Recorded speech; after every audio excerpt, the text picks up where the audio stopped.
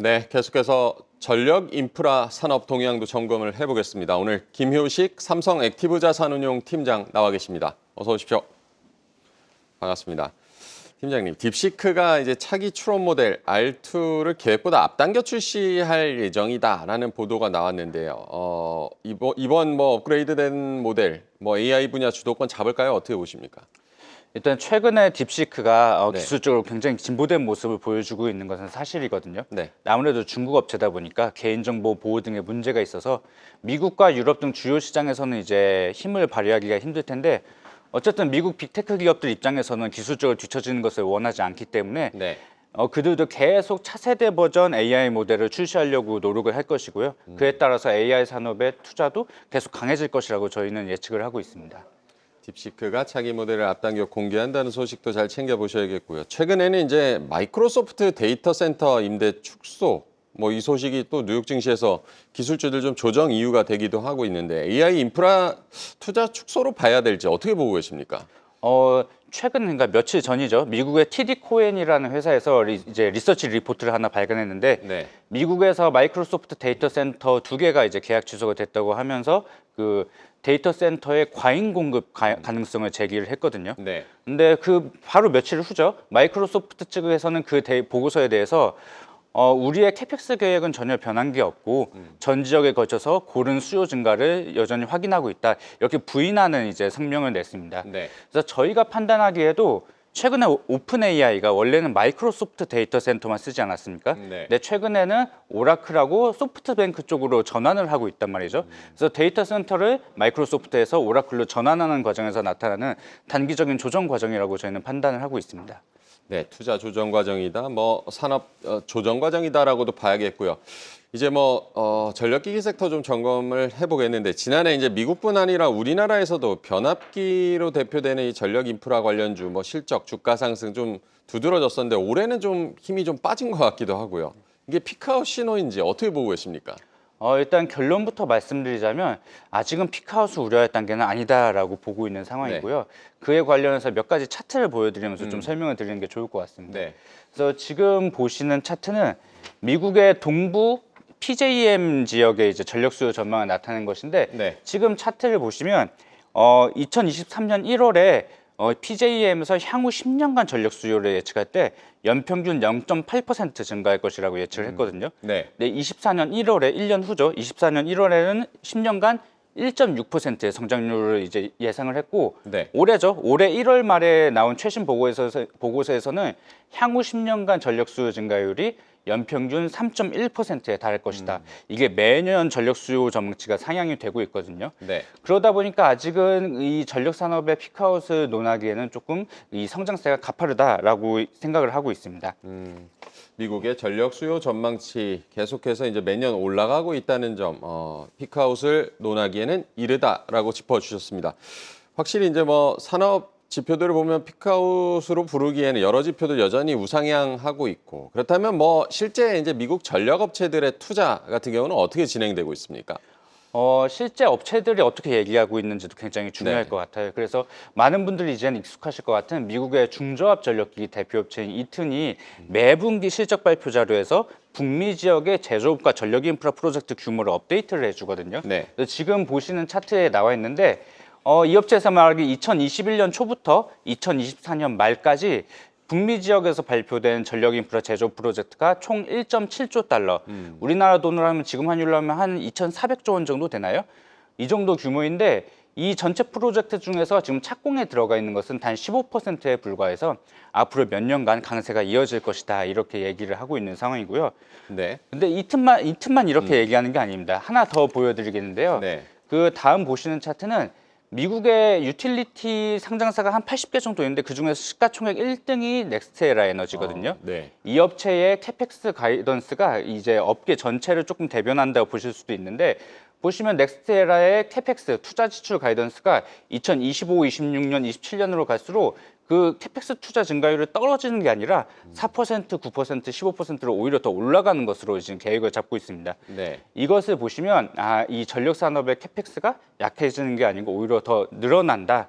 그리고 이 유틸리티 업체의 캐펙스는 발전소와 전력망이지 않겠습니까? 네. 그래서 이 전력기기 업황이 아직은 피크아웃을 논하기에는 좀 이르지 않나 그렇게 생각을 하고 있습니다. 네, 이튼과 넥스트 에라의 설비 투자 증가율이 상향하는 추세다. 역시나 뭐 피크아웃으로 보기에는 이르다라는 측면을 짚어주셨습니다. 전력 인프라 산업 뭐 성장 여력 남아 있다라고 분석해 주셨고, 그런데 최근에는 이제 트럼프 행정부가 들어서면서 미국의 가스 산업 역할이 좀 커질 것이다. 뭐 이런 전망들도 좀 나오는데 가스 산업 전망은 어떻게 보십니까? 네, 트럼프 대통령이 작년 하반기부터 드릴 베이비 드릴이라고 하면서 네. 가스 산업에 대한 각종 지원책을 예고했고 올해 들어서 실제로 뭐 이제 환경 규제 같은 걸 많이 풀어주겠다 이렇게 얘기를 하고 있는데요. 그런데 이런 가스 산업의 수요 증가는 대선 훨씬 전부터 나타나기 시작한 현상입니다. 지금 가스 발전소의 가동률 차트를 한번 보여드릴 네. 텐데요. 요거는 미국의 단순 사이클 가스터빈의 월별 평균 가동률을 22년, 23년, 24년 이렇게 나타내는 건데 24년이 빨간색이거든요. 보시면 24년에 가동률이 쫙 올라오는 것을 보실 수가 있어요. 네. 근데 이게 왜 그러냐? 이제 데이터 센터 때문에 전력 수요가 늘어나다 보니까 이 가동률이 낮았던 가스 발전소의 가동률을 올리고 있는 상황이다라고 보시면 될 것 같은데 그러면 당연히 이제 발주도 늘어났지 않겠습니까? 네. 다음으로 한번 차트를 또 보여드릴 텐데 지금 보여드릴 차트는 미국 GE 베르노바의 가스터빈 신규 수주 추이를 나타내는 이제 차트입니다. 네. GE 베르노바라고 하면 북미에서 이제 가스터빈 대표 업체라고 보실 수 있는데 이 차트 보시면 24년 1분기부터 가스터빈 신규 수주가 크게 늘어나는 것을 확인하실 수가 있습니다. 그러니까 이미 대선 결과와 상관없이 네. 미국 민간 섹터에서는 가스 발전소에 대한 수요가 24년 초부터 올라오기 시작했다라고 이해하시면 될 것 같고요. 이 가스터빈 발주가 나오면 이 가스터빈 발전소가 지어지는 데까지 한 3년 정도 걸리거든요. 네. 그래서 한 2027년경부터는 미국에서 가스 발전소 완공이 많아지는 모습을 확인하실 수 있을 것이다. 이렇게 보고 있습니다. 네, 미국의 그 대선 결과와 상관없이 미국에서는 가스터빈 수요가 계속 늘어왔다는 점, 이미 늘고 있었다는 점을 짚어주셨습니다. 기존에는 뭐 태양광이나 이제 풍력 같은 이런 뭐 재생에너지가 좀 많았는데 트럼프 대통령이 신재생에너지에는 뭐 큰 관심은 없어 보이고 앞으로 뭐 미국의 가스 발전소 비중이 좀 더 늘어난다고 봐야겠습니까? 네, 사실 그 미국에서 가장 저렴한 발전소 중에 하나가 이제 가스 발전소인데 바이든 행정부 들어서 크게 억눌려 있는 상황이었거든요. 근데 이게 저희는 정상화되는 과정이라고 보고 있고요. 그래서 차트를 하나 또 보여드리면 네. 미국의 연도별 발전 설비 순 설치량을 한번 살펴보는 게 좋을 것 같습니다. 미국에서 연간으로 어떤 발전소들이 많이 설치되는 것을 나타내는 건데 보시면 이 차트가 아니고요. 네. 하나 전 네. 네네.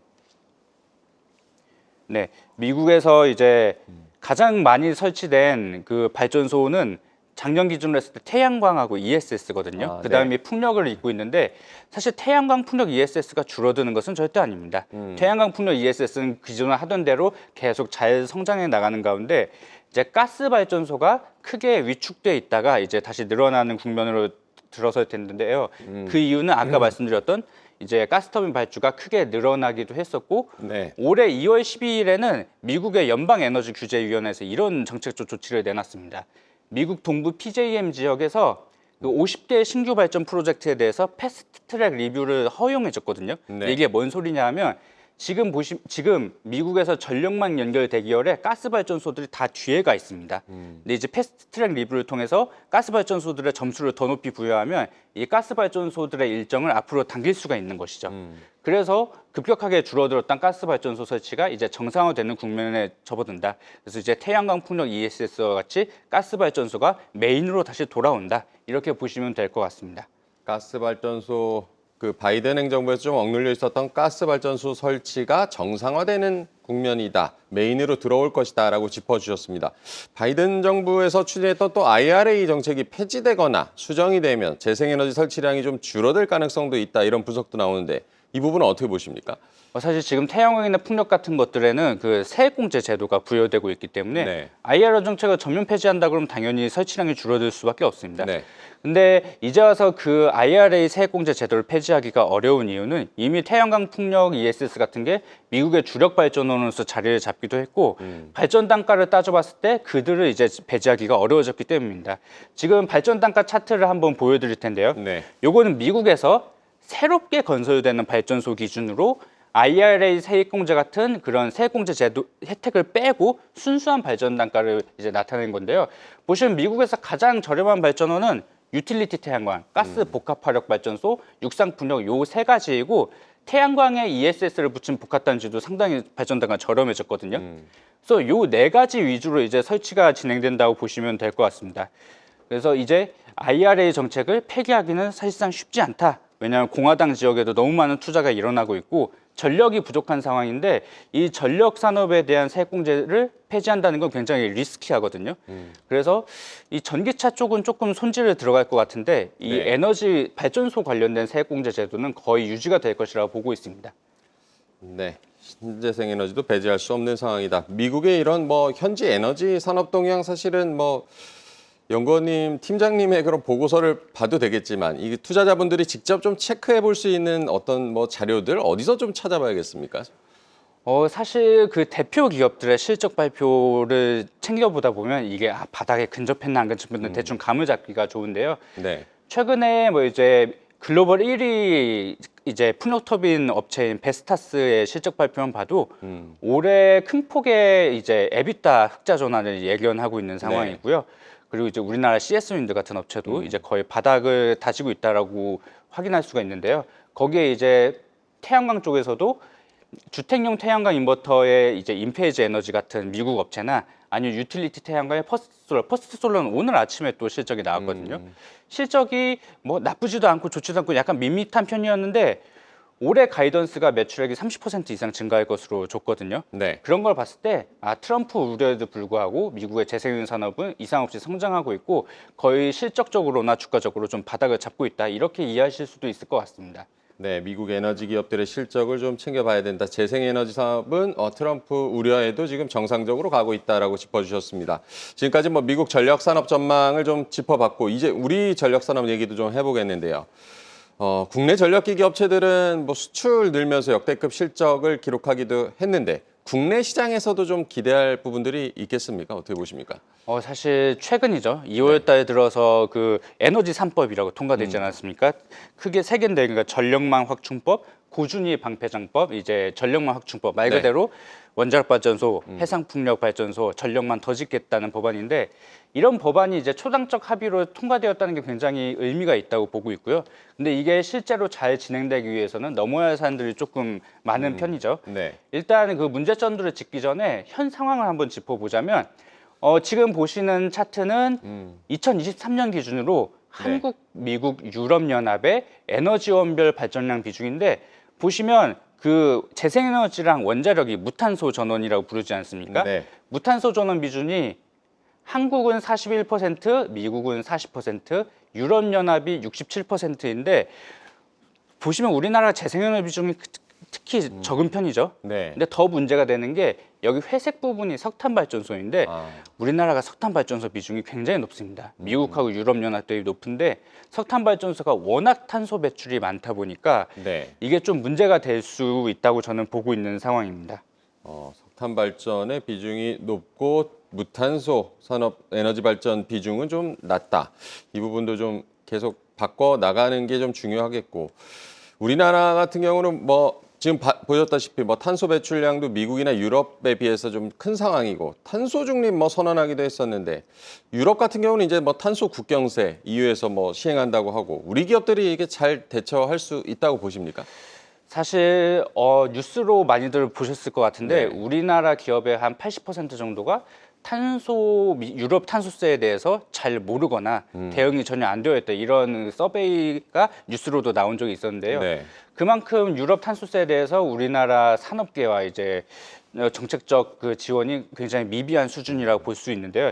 이게 문제가 되는 이유는 우리나라의 수출에서 유럽연합이 차지하는 비중이 한 10% 정도 되거든요. 작년 네. 기준으로.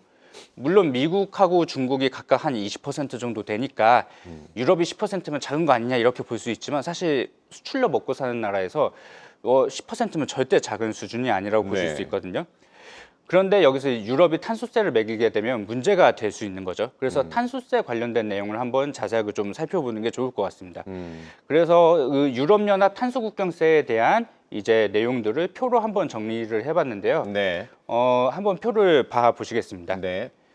유럽연합에서 그러니까 철강, 알루미늄, 비료, 전기, 시멘트, 수소 총 6개 품목에 대해서 이제 탄소세를 매기겠다고 하고 있는데 이게 23년 10월부터 25년 12월까지는 탄소를 얼마나 배출하는지 보고를 받는 기간이고요. 이제 실제로 이제 부과하기 시작하는 거는 26년부터 시작인데 26년 초반에는 좀 약할 것이라고 보고 있어요. 네. 근데 이게 2034년까지 단계적으로 강도가 강해질 것이라고 보고 있고 아마 적용 범위도 지금은 6개 품목이지만 더 확대될 가능성이 높겠죠. 네. 이게 무서운 게 사실 유럽연합에서도 지금 뭐 배터리나 뭐 태양광, 반도체 이런 중요 산업들을 내재화하려는 움직임이 강하잖아요. 네. 아직까지는 뭐 이제 수입에 의존할 수밖에 없는 상황인데 유럽 영내에서 이러한 생산 시설들이 확충될수록 이 탄소세를 때리는 그 품목들이 점점 더 늘어나게 될 겁니다. 이게 굉장히 좋은 이제 관세 장벽으로 작용할 수 있다고 보시면 될 것 같고요. 네.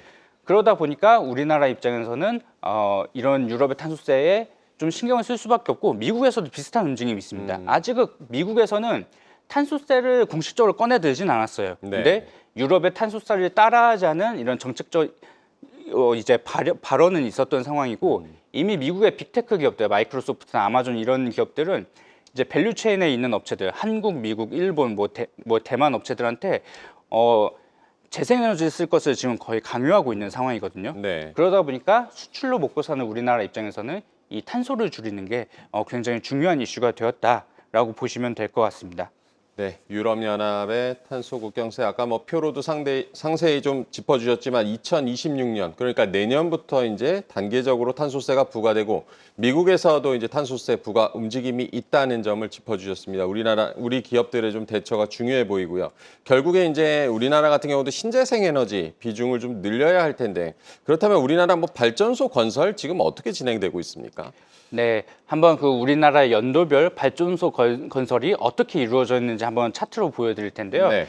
여기 보시면 2013년부터 2024년까지 이제 발전소 건설이 쭉 나와 있는데 네. 우리나라에서 신규 발전소 건설이 일어나는 것은 이제 뭐 빨간색 원자력, 이제 LNG 가스죠. 그리고 석탄, 태양광 요 네 가지가 메인이라고 보시면 될 것 같고요. 네. 사실 석탄 발전소 같은 경우에는 미국은 2010년대부터는 석탄 발전소 건설이 제로거든요. 우리나라는 아직도 석탄 발전소 건설이 신규로 있는 상황이고 네. 이제 LNG랑 태양광 이제 원자력이 간혹가다 있는데 여기서 중요하게 보셔야 될 거는 재생에너지에서 태양광에 너무 치우쳐져 있다는 점입니다. 지금 보시면 풍력 설치량이 거의 없다시피 하죠. 네. 매년 한 뭐 100, 200메가와트 될까 말까 하는 상황인데 이게 태양광에 너무 치우치면 문제가 태양광 발전이 많아지면 이제 밤에 안 돌아가기 때문에 그만큼 ESS가 많이 필요하게 되는 거거든요. 네. 그러다 보니까 이 재생에너지 발전을 늘릴 때는 태양광만 깔기 아니고 풍력이나 이런 것도 좀 섞어서 발전 계통의 안정성을 추구해야 되는데 지금 우리나라 상황은 너무 태양광에 치우쳐져 있다. 거기다 이제 중국산 태양광 모듈 수입이 많다 보니까 문제가 되고 있는데 그래서 이번에 에너지 3법에서 해상풍력 특별법이 나온 이유도 네. 바로 이런 점에서 이제 비롯됐다고 보고 있습니다. 왜냐하면 우리나라 서해가 바람이 좀 잘 부는 편이고 수심이 얕다 보니까 해상풍력을 하기에 적합한 자연 환경이긴 하거든요. 네. 네, 그동안 몇 년 동안 해상풍력이 제대로 진전이 되지 않았기 때문에 이것을 좀 속도를 올려보겠다라는 방침입니다. 우리나라 발전 설비가 태양광에 너무 신재생 에너지 발전 설비가 태양광에 너무 치우쳐 있다. 풍력 비중을 좀 늘릴 필요가 있다. 에너지 3법이 이제서야 이제 통과가 돼가지고 앞으로 좀 갈 길이 멀겠습니다. 우리나라 전력망이 부족하다는 얘기도 계속 나오고 전력 산업 설비 투자를 주도하는 것이 결국에 한국전력일 텐데 적자도 지금 심각하다고 하고 한국전력의 투자 재원 같은 경우는 충분하다고 보십니까? 사실 한국전력이 우리나라의 이제 발전소나 전력망 투자를 주도를 해줘야 되는데 네. 왜냐하면 독점권을 갖고 있기 때문에요. 근데 사실 지금 재원이 그렇게 충분한 편이 아니죠. 그래서 한번 지금 한국전력의 지난 몇 년간 영업이익과 이자 비용 그리고 이자 발생 부채 추이를 한번 보시면 좋을 것 같은데요. 네. 지금 2022년이죠. 그러니까 국제 에너지 가격이 그 우크라이나 전쟁 때문에 한번 빵 튀었던 그 시기에 네. 보면 이제 연료 비용이 크게 증가하다 보니까 한국전력의 영업이익이 대폭 적자가 나타나는 것을 이제 확인하실 수 있을 겁니다. 네. 근데 이제 적자가 나면서 이자 발생 부채가 검은색 선인데요. 이자 발생 부채가 크게 늘어나죠. 원래 2021년까지만 해도 이 이자 발생 부채가 80조 원 정도인데 사실 그때도 이 부채 너무 많다 이렇게 네. 문제가 됐었는데 우크라이나 전쟁이 지나면서 80조 원이었던 이자 발생 부채가 지금은 130조 원이 넘는 상황이거든요.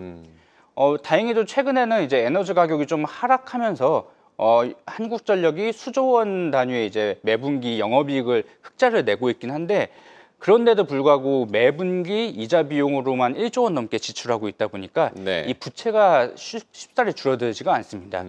그리고 사실 지금 전 세계적으로 이제 가스 발전에 대한 수요가 늘어나고 있어서 지금 미국 가스 가격도 좀 오르고 있는 상황인데 만약에 가스 가격 상승이 좀 장기화된다. 그래서 우리나라의 이제 가스 장기 공급 물량에도 좀 영향을 주게 된다고 하면 이 한국전력의 그 원가 구조가 다시 또 나빠질 수도 있는 거거든요. 네. 그럼 이제 또 적자가 다시 날 수도 있겠죠. 혹시 그러면 이제 부채 문제가 더 심해질 텐데 그런 상황이다 보니까 최근에 이제 전력망이 부족해서 뭐 용인의 반도체 클러스터를 짓는다고 하는데 전력망이 없어서 발전소가 없어서 못 짓는다고 하고 AI 데이터 센터를 유치하고 싶어도 발전소와 전력망이 없어서 못 짓는다. 이런 상황이다 보니 이거를 해결하고자 이제 정치권에서 좀 발벗고 나섰는데 근본적으로는 이 한국전력의 재무 구조가 좀 개선되지 않으면 그러한 정책들의 효과가 좀 반감되지 않을까 저는 그렇게 보고 있는 상황입니다. 한국전력의 그 재무 구조가 개선되는 것이 또 전력망 투자에도 중요한 포인트다라고 짚어주셨고요. 한국전력 정치적인 이슈도 있고 전기료를 제때 이제 올리지 못하다 보니까 저렇게 적자 심해지고 부채도 늘어나고 있는데 우리나라 그 전기료 수준 같은 경우는 어떻게 보십니까? 사실 우리나라 전기료에 대한 논란은 이미 몇 년간 계속 되어 왔죠. 네. 원가 연동제를 해서 좀 현실화시켜야 된다. 이런 내용들이 많았는데요. 최근에도 보면 산업용 전기료만 많이 올리고 가정용은 이제 또 동결을 해서 또 정치적으로 논란이 되기도 했는데 한번 한국과 미국의 전기료 추이가 어떻게 됐는지 비교를 해보면 또 네. 재밌을 것 같습니다. 지금 보시는 차트는 이제 한국과 미국의 주택용하고 산업용 전기료 추이를 이제 비교한 건데요. 미국 전기료는 이제 달러 기준으로 나오는데 제가 그 당시 환율로 원화로 환산해서 이제 비교를 해봤습니다. 네. 보시면 지금 우리나라의 2023년 기준으로 이제 주택용 전기료가 킬로와트 시당 한 150원 정도로 미국 이제 주택용 전기료보다 한 28% 저렴하거든요. 네. 근데 산업용 전기료는 우리나라가 154원으로 미국보다 한 46% 정도 비쌉니다. 이게 그래서 되게 아이러니한 상황인데 네. 저희가 생각하기에는 미국이 전기료가 비쌀 것 같잖아요. 근데 미국이 산업용 전기료는 훨씬 저렴한 상황입니다.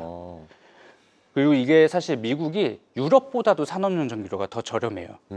근데 여기서 보시면 미국의 주택용 전기료가 빨간색 선인데 미국 주택용 전기료는 산업용 전기료의 거의 한 2배 정도 비싸거든요. 네. 이게 주택용 전기료가 더 비싼 이유는 주택용 전기는 이제 대규모 송전망에서 배전망을 타고 이게 구석구석 들어와야 되지 않습니까? 네. 그러다 보니까 원가가 훨씬 높습니다.